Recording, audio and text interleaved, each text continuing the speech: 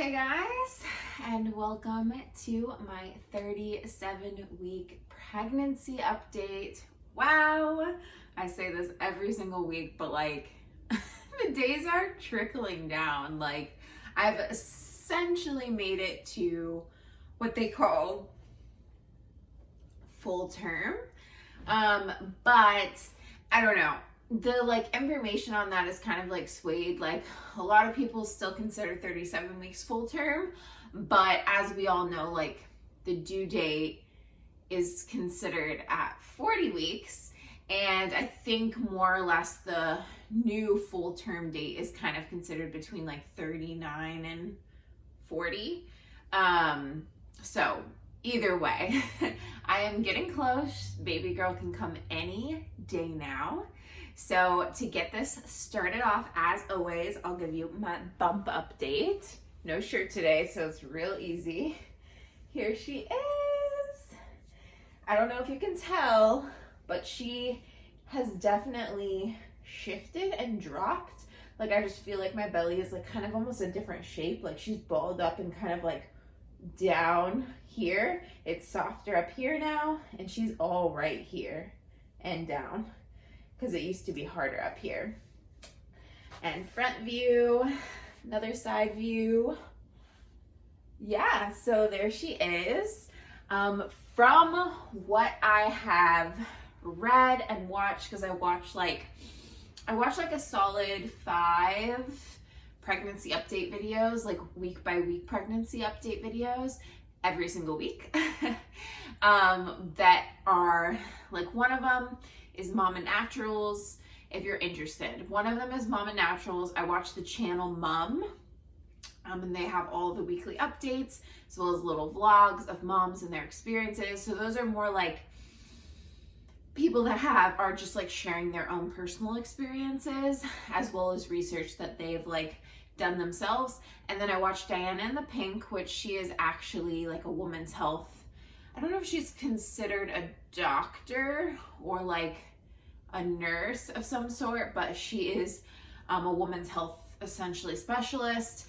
And then sometimes I watch the Dr. Bjorkmans, and who else? Those are the main.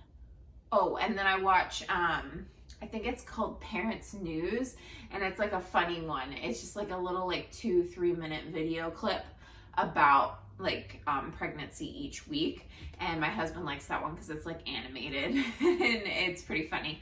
So those are the 4 or 5 that I watch typically every single Monday. So I get a lot of information from those and compare it to my own experiences. Don't know where I was getting with that. But yeah, I get a lot of the same information. They pretty much repeat themselves on a lot of aspects, but some of the different videos give a little bit of a different kind of perspective, where they just talk about different things in pregnancy. So that's always interesting. Based off those videos, it says that you start losing amniotic fluid right around this point. I don't remember if it was last week or if it was this week, but you start losing some of your amniotic fluid, and so you can actually lose a little bit of weight, where at this point you typically stop gaining weight, which I have found to be true. I've stayed at a solid 186 pounds, give or take, depending on the day, depending on when I weigh myself, for the last, I would say 2 weeks. Sometimes I fluctuate a pound or half of a pound. And so yeah, this will be my size until baby girl is here. So she is pretty much, she's put on all of the weight that she needs. Her lungs are fully developed. And yeah, so I'm just waiting for when she is ready, essentially, to come out and make her appearance in the world. So some physical symptoms this week have been, actually yesterday, I am 95, 97, however you can measure percentage of confidence, that I felt my first contraction. I only felt one, but it felt very different than a Braxton Hicks. If you've experienced Braxton Hicks, you're watching this, you know it's like more of like a tightening. It can kind of be at like the top of your belly. It can be at different parts of your belly, but it's like a very specific type of tightening in your belly, and then it releases. This was starting radiating from the lower back, and it kind of took over my entire lower back, and it was for a solid like minute, and it came out of absolutely nowhere, and then it disappeared, and I didn't feel it at all, like again, for the rest of the day or night. So that, to me, just from the research I've done, from how people have explained it, that sounds like a contraction. And then I, was just like, oh, if I feel it again, am I going into labor? But it was just one and nothing. It didn't happen again. So I'm pretty positive that was a contraction, but it was just interesting because that is definitely like, okay, like I'm getting close. Like the body is preparing, and I just feel a shift, a difference, a transition, like is about to happen. And my body's getting ready for it. I trust my body. I trust my baby that will be able to do this. Like I'm built for this. And yeah, she'll make her appearance when she's ready. Some other physical symptoms I mentioned, I think the last 2 weeks, that my feet are swollen. They're really swollen. Yeah, they've certainly never been this swollen before. They look like little marshmallows. I'm not going to show my feet on here, but they look like marshmallows, and I can only wear one pair of shoes, and they definitely they hurt more when I stand on them for longer. I know I'm obviously also heavier, and my shift of balance and weight is off, so I'm sure that applies more pressure in different areas, but they definitely hurt for longer. When I'm doing some meal prepping in the kitchen, I'm like, oh, I need to get off my feet. They hurt. So that is still with me. And then I've mentioned night sweats on here, but they've changed. So I'm getting pretty severe night sweats, but they're so strange. It'll be only very particular parts of my body are sweating a lot. So I'll have the back of my neck and kind of my upper chest area will be sweating one part of the night, and then I'll wake up and I'll put my hair up if it's not up, or I'll strip down if I'm not already naked, and then I'm like, okay, I can get back to sleep. I even put a towel down last night over my pillow because I literally my pillow felt soaking wet, which is a very gross feeling, my pregnancy pillow. And then I went back to sleep, and then it's the second portion of the night. Okay, now my lower half is sweating, just in this vicinity. And I'm just what is going on? The thermostat is set at 70. It's not because it's hot in here. I know it's a hormonal thing, just I'm heavier, my weight is different. I don't know. It's just all pretty much blamed on hormones, but I'm just why? I can't wait for that to end, but I did hear that a lot of women still experience a lot of night sweating, especially in postpartum, while you're breastfeeding, until your body kind of, I don't know, essentially readjusts, because it's going, now it's feeding all of the time. So there's so much shifting happening, and everybody has different experiences, but that is one that I've been experiencing I've never been a sweater. I've never been a night sweater. I don't sweat during the day very much. Yeah, I definitely sweat when I'm doing a cardio workout or running or outside in the heat. We live in Florida, but not excessively. And so, yeah, and it's just weird because it's only at night. It's not during the day. I'm totally fine during the day. So strange. So that is a physical symptom. I have been experiencing some more lower back pain, especially if I'm just in certain positions for too long. Being in the car, we have a Jeep Patriot, and now we put the car seat in the car a while ago, probably at this point it's been in the car for almost a month or so. And so now my seat can't go, like I can't lean it back as far as it used to. Like there's just not enough space. The Jeep Patriots are not like that big. Definitely more space than our previous car, but just not that much space. So I can't lean back. And I typically do lean back a little bit when I'm sitting, especially being pregnant. And since I can't, I have to like literally sit in like this upright position when I'm in the car. And today we took a longer road trip. It was like 2 hours of driving time total. And oh my God, I had this like really bad pain, like just on the left side, like radiating all the way up. And it wasn't like a contraction because it was like a consistent, like my back is so uncomfortable kind of pain. So that happens a lot of the time in the car and at night, depending on what position I'm in, because I'm always tossing and turning. So that is, yeah, another physical symptom. I'm trying to think if there's any more. Oh, I've been getting more nauseous lately. This past week, it's increased to pretty much almost every day where I have like spurts of nausea, which I guess it's not strange. I've heard people like as they get closer, again, due to hormones shifting, getting ready to deliver baby, that you can get nauseous. It's not definitely nowhere close to first trimester nausea. I did post about my first trimester. I have a video on here if you're interested in that. But it's just a different type. It's like, ooh, I'm not like feeling good. And then like I'll eat something and I'm typically good. But then sometimes depending on what I eat, then I'll feel a little nauseous too. It doesn't ever like, it kind of like makes me feel like, oh, I'm like on the verge of wanting to throw up, but like not to the point where I've had to.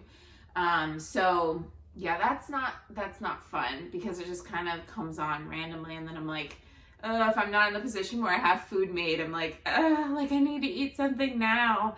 But Olipop has helped me. Something about the carbonation that's really helped me sometimes like kind of just like ease the nausea real quick in a pinch, because we always have our fridge like stocked with Olipop.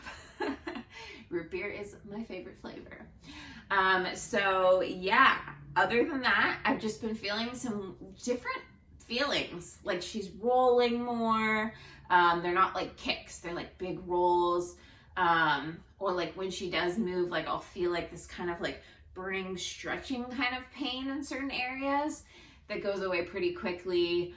And so, yeah, that's pretty much a physical update. The only other thing physically is that I have been keeping up with doing some type of like yoga stretch, bouncing on the ball, opening up my hips pretty much every single day. Definitely not doing that great with like the actual like full on exercising.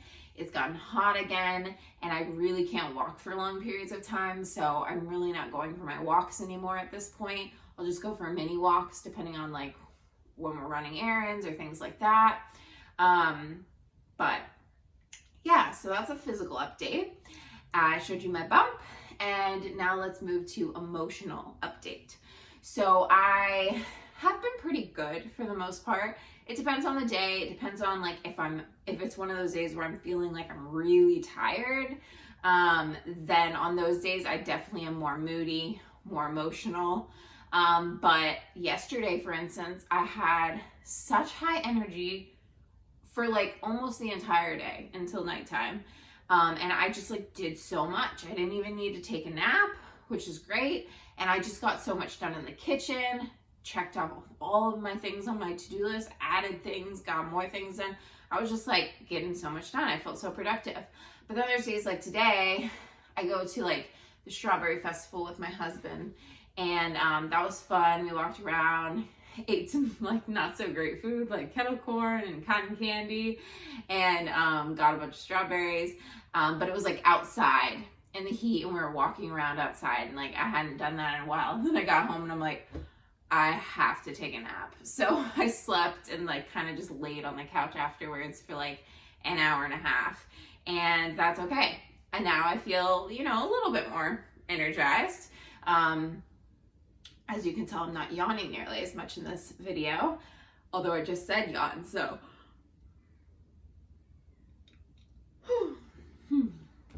But yeah, so I would say just like every once in a while, depending on how my sleep is and how well rested I feel, that will definitely determine my emotional and moody state. My moodiness and my emotional state is also based off of like how hungry I am and if I have access to food when I need the food. I've always been someone who like gets hangry, and you know, that's definitely intensified during pregnancy. So all those things play a role. But other than that, I haven't really had any like days this week where I was feeling really down or depressed, which is nice, because me being bipolar, dealing with anxiety and depression, that honestly, for me, like it comes up quite often, and nothing necessarily has to be happening in my environment for it to happen. Like my mood will just shift. My mood will just change. And so that's always been something that I struggle with. And yeah, I just do my best with it. And so spiritual, I have been doing my best to keep up with meditating. I meditate for at least anywhere from like 10 to 20 minutes, like 5 or so days a week, kind of whenever I think about it. On Mondays and Tuesdays are my husband's weekends, and yeah, we honestly are in like do nothing mode for most of the day, and then like get the few errands done that we need to, because we're just trying to like embrace these last weekends together where it's just us. And so I literally like pretty much don't do like any of my normal routines on those days. But the rest of the week, I typically will do yoga and I will meditate. I haven't been journaling as much again. I kind of just like journal when I feel like I want to like get things out of my head. And so, yeah, my spiritual journey has been going really well. Every time I get on the mat, I make sure that I am physically and fully there in the moment, focusing on presence as well as connecting to baby girl. She just kicked actually right when I touched my belly.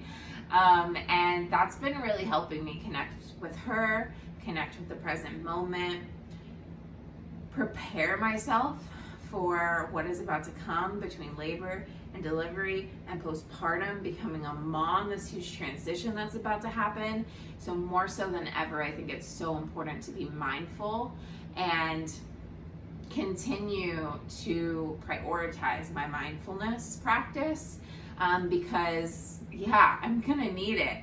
Like I know sticking with my mindfulness practices of yoga and meditation and breath work and going out in nature and just like taking time to just be is going to be so, I mean, I think it's always necessary, but like more so than ever is going to be so necessary for me to prioritize, because I don't want to be like so flustered all the time, all over the place, like because I'm going to be lower on sleep, like no matter what, guaranteed.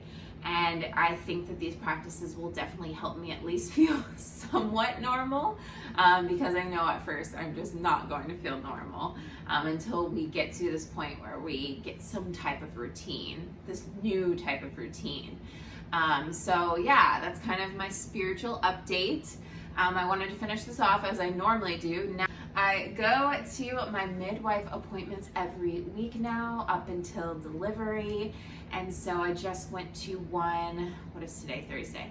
I went to one on Tuesday and it went well. She did offer, they never push anything, if I wanted to get a cervix check. And originally I wasn't going to get cervix checks. I wasn't necessarily against them, just from research I learned that they don't really do anything, and they don't really do anything. They just kind of tell you where you're at. Are you dilated? Are you softening? That's essentially all they do, which doesn't even mean, like, even if you're 1-2 centimeters at 37 weeks, at 38 weeks, like you could still not like be going into labor like necessarily the next day or anytime soon. Obviously, soon, but not like tomorrow. You know, it just depends.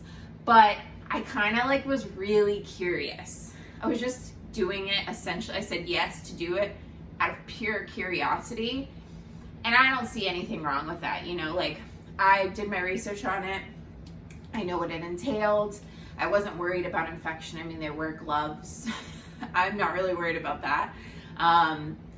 Yeah, if you're worried about infection, it's like you have sex. So it's like, it doesn't even really make sense. But anyway, I got it done, and it was on the verge of painful. It wasn't like excruciating, like, oh my gosh, oh my gosh, oh my gosh, stop, stop, stop, or anything like that.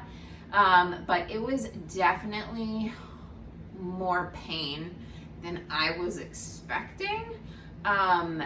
And it's just like, so you sit and you put your knees together and your heels go out.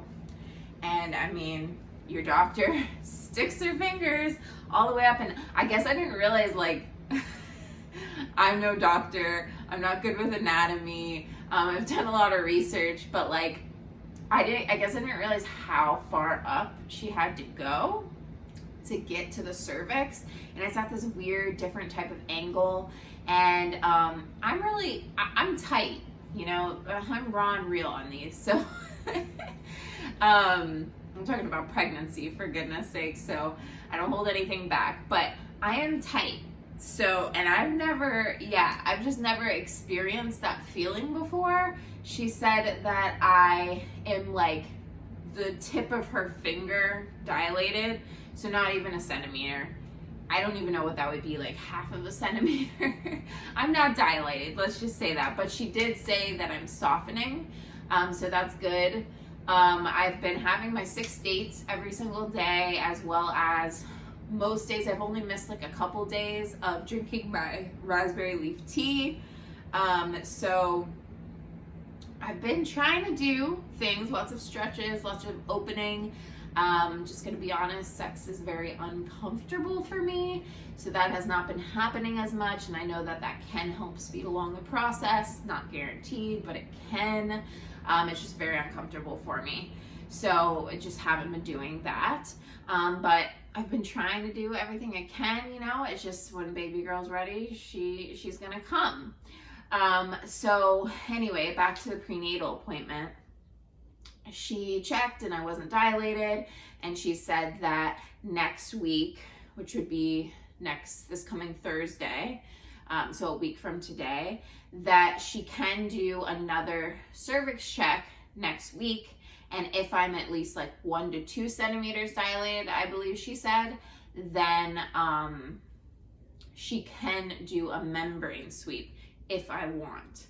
But the fact that the cervix check was as uncomfortable and painful as it was, I'm really like doubting if I want to get that done, especially just because it's not guaranteed. Like, it could just be painful and it could not speed along the process of giving labor. And I'm not in a rush, but I am definitely, like, I've been very uncomfortable for a while now, so I'm ready for this to happen. Like, I'm ready. Once 37 weeks hit, once 37 weeks hit, I'm like, okay, she can come any day now. Like, I'm good. I obviously want her to come when she wants to come, though. So I would really prefer not to get induction or to be induced. I'm trying to do this naturally. So yeah, I'm still up in the air on if I'm gonna get another cervix check. I'm honestly questioning if I even want to get the cervix checks throughout, you know, delivery and labor. They are not required, but I feel like during delivery or during labor, they kind of push for them so they know how fast you're dilating, and there's not really another way of knowing. So I'm just very up in the air with that. The only other thing I wanted to talk about, because I could talk forever, I feel like this is a long video, is that my midwife did recommend to start breast pumping for 30 minutes a day. because that can help move things along. It can help release the hormone where the baby kind of, just shifts downwards, helps with dilation, maybe gets you closer to labor, as well as just gets you used to that sensation, that feeling. And so I've done that the past 2 days. I've gotten like not even an ounce of colostrum that has come out, and I've just been using my breast pump that I got for free through my insurance.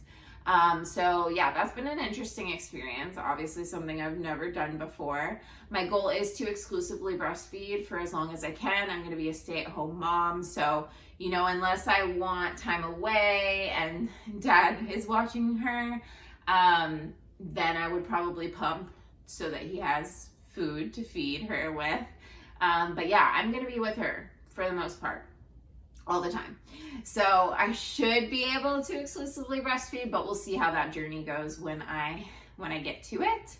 But yeah, so that's been interesting. I haven't felt like that is like, I don't know, making me get closer to labor. Not that I would be able to tell, but we'll see. I'm only 2 days in. But yeah, so I think I'm gonna wrap it up here. Thank you for watching the whole video. If you made it this far, even if you just watched parts of it, totally cool. Thank you for being here. Thank you for your support. If you're pregnant, congratulations. If you're 37 weeks, like, we are almost there and you got this. We made it this far. But yeah, if you think this video would help educate or entertain any of your friends or family, send it their way. I would really appreciate a like, a subscribe to my channel, some positive feedback or encouragement in the comments below. It helps with like the whole algorithm thing and my goal of building a community. So I'm sending you guys so much love, and I will see you next week for week 38. I should still be pregnant. But like I said, if I'm not on here next week, that is because something happened, and yeah, baby girl's coming. So we'll see. Love you guys, and namaste, as always.